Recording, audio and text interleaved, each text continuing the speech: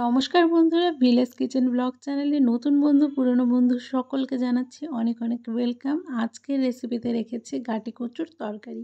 এই তরকারিটা কিন্তু খেতে ভীষণ সুন্দর হয়, আর এই গাটি কচুটা কিন্তু দারুণ একটা সবজি। তো এটাকে আমি আজকে মাছ দিয়ে রান্না করব। তো গাটি কচুটা আমি এখানে নিয়ে নিয়েছি। তো এই কচুগুলোকে দেখো, প্রথমে আমি সুন্দর করে ধুয়ে নিয়ে এসেছি। এটাকে কিন্তু ভালোভাবে রগড়ে রগড়ে ধুয়ে নিয়েছি, এর গায়ে যেহেতু প্রচুর মাটি থাকে তার জন্য। তো এখন আমি একটা পাত্রে জল সমেত এগুলো নিয়ে নিয়েছি সেদ্ধ করার জন্য। তো গাটি কচুটাকে দেখো সেদ্ধ করে নিয়ে চলে এসেছি। আর খুব সুন্দরভাবে যখন সেদ্ধ হয়ে গেছে, তারপরে এটাকে নামিয়ে আবারও পরিষ্কার জল দিয়ে ধুয়ে নিয়ে এসেছি। এরপরে আমি খোসাগুলো ছাড়িয়ে নিচ্ছি। তো গাটি কচুটা কিন্তু যদি সেদ্ধ করে নেওয়া যায় তাহলে কিন্তু তরকারিটা খেতে বেশি সুন্দর হয়। এমনি কেটেও করা যেতে পারে, কিন্তু তার থেকে আমার মনে হয় এইভাবে রান্না করলে বেশি ভালো লাগে। আর গাটি কচুটা খুব সহজে সেদ্ধও হয়ে যায়। তো এখন দেখো সমস্ত খোসাটা সুন্দরভাবে উঠে আসছে, মানে কচুটা একদম প্রপারলি সেদ্ধ হয়েছে। তো এভাবে আমি সমস্ত কচুগুলো ছাড়িয়ে নেব। কড়াইয়ের মধ্যে তেল গরম করতে দিয়ে দিলাম। এখানে সর্ষে তেল ব্যবহার করছি পরিমাণ মতো। এরপরে তেলটা যখন গরম হয়ে আসবে সুন্দরভাবে, তো তেলটাকে আমি এখন নাড়িয়ে নিলাম একটু। তো এইভাবে কড়াইয়ের সমস্ত সাইডে কিন্তু তেলটা লাগিয়ে নিলাম। তেলটা গরম হয়ে এলে এর মধ্যে আমি কাতলা মাছ নিয়ে নিচ্ছি। আজকে আমি কাতলা মাছ দিয়ে গাটি কচুটা রান্না করব। তো কাতলা মাছটা ভালো করে ভেজে নেব। এখানে দেখো ছোট ছোট 5 টুকরো মাছ নিচ্ছি এখানে আমি। তো এই মাছগুলো দিয়ে কিন্তু তরকারিটা হবে। তো মাছগুলো এখন আস্তে আস্তে ভাজতে থাকি।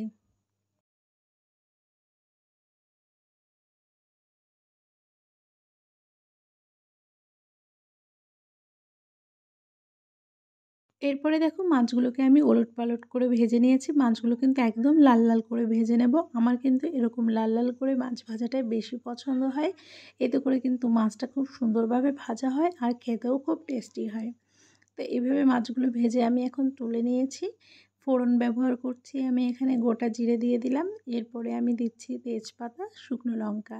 তো এইটাই হচ্ছে আজকে ফোড়নে ব্যবহার করছি। আর গাটি কচুটা তো সেদ্ধ করা হয়েই গেছে। এছাড়া আমি এখন এর মধ্যে গ্রেট করে রেখেছিলাম সামান্য আদা, সেই আদাটাও আমি এখন দিয়ে দিলাম। তো সমস্ত মশলা ভালো করে একটু ভেজে নেব কিছুক্ষণের জন্য। তো আদাটাও ভালো করে ভেজে নেব।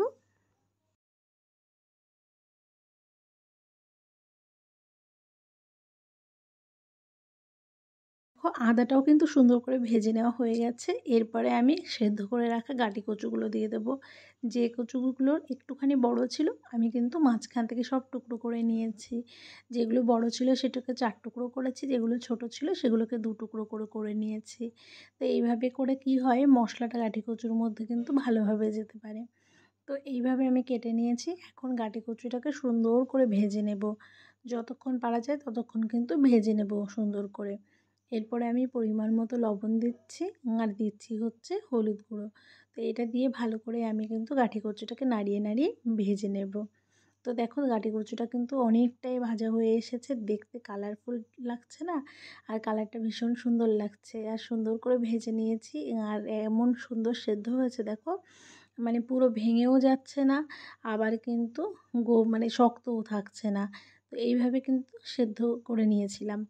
তো তারপরে আমি এই চেরা কাঁচা লঙ্কা দিয়ে দিলাম। এখানে বেশ কয়েকটা কাঁচা লঙ্কা ব্যবহার করছি। কাটি কচুটা একটু ঝাল ঝাল হলে বেশি ভালো হয়। আর যে কোনো কচুর তরকারি কিন্তু একটু ঝাল হলে বেশি ভালো হয় খেতে। কাটি কচুটা কিন্তু বেশ খানিকক্ষণ ভেজে নিয়েছি, আর কালারফুল হয়েছে, কি সুন্দর দেখতেই পাচ্ছ। মনে হচ্ছে এখনই এটা তুলে খাওয়া যাবে এরকম মনে হচ্ছে, কিন্তু এখনও এটাকে আরও খানিকক্ষণ ভেজে নেব। তো এইভাবে সুন্দর করে ভেজে নিয়ে তারপরে কিন্তু এর মধ্যে আমি অ্যাড করব জল। তো এর মধ্যে আমি বেশ খানিকটা জল অ্যাড করব। গাটি কচু যেহেতু, সেহেতু কিন্তু জলটা একটু বেশি দিতে হবে। এটা অনেকটা জল টেনে নেবে, তার জন্য কিন্তু জলটা একটু বেশি ব্যবহার করছি। আর যে কোনো কচুর তরকারিতে একটু ঝোল না হলে ভালো লাগে না, আর গাঁটি কচু বিশেষ করে একটু ঝোল হলেই বেশি ভালো লাগে খেতে। এবার আমি ঢাকা দিয়ে রান্না করে নেব কিছুক্ষণ। তো দেখো ঢাকা তুলে দিয়ে ঝালটা ফুটে এসেছে, এর মধ্যে আমি ভেজে রাখা মাছগুলো দিয়ে দিলাম। এখন যদি মাছগুলো না দিই তাহলে কিন্তু মাছগুলো আবার নরম হতে টাইম লাগবে বা নরম হবে না। তো তার জন্য এখনই মাছটা অ্যাড করে দিলাম। আর ঝোলটা ভীষণ সুন্দরভাবে ফুটিয়ে নেব। আর গাঁটি কচুর তরকারি কিন্তু এমনিতেই ভীষণ সুস্বাদু হয়। তো এইভাবে করে খেলে তো আরও ভীষণ দারুণ লাগবে। আর এটা হচ্ছে নিরামিষভাবেও খাওয়া যায়, আবার এরকম মাছের সঙ্গেও খাওয়া যায়। তো এটা অনেকভাবে কিন্তু খাওয়া যায়। তো এখানে আমি দেখো সুন্দর করে এখন ফুটিয়ে নিচ্ছি। এরপরে সবশেষে অ্যাড করলাম এখানে ভাজা মশলা।